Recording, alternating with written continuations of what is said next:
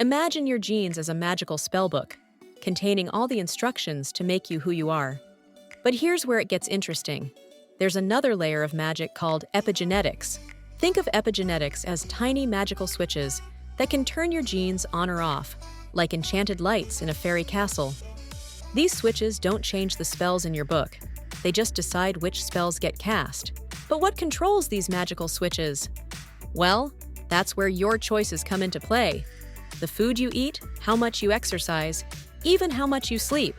They're all like different potions that can flip these switches. Here's something amazing. These magical switches can be passed down through generations. That means the choices your grandparents made might have affected some of your switches today. And the choices you make might affect your future children. Scientists have discovered that when people exercise regularly, certain switches turn on genes that help build stronger muscles and bones. When people eat healthy foods, other switches activate genes that help protect against illness. But remember, unlike the spells in your book that stay the same, these magical switches can change throughout your life. That means you have the power to influence your own health and well-being. Stress can turn on switches that might make us more anxious, but meditation and relaxation can help turn on switches that make us calmer. It's like having a magical remote control for your own body. The most exciting part?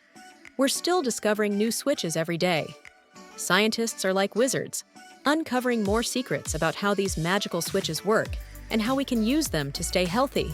So remember, every healthy choice you make today could be casting a positive spell on your future self. Your genes might be written in your magical spellbook, but you have the power to decide which spells get cast. Isn't it amazing?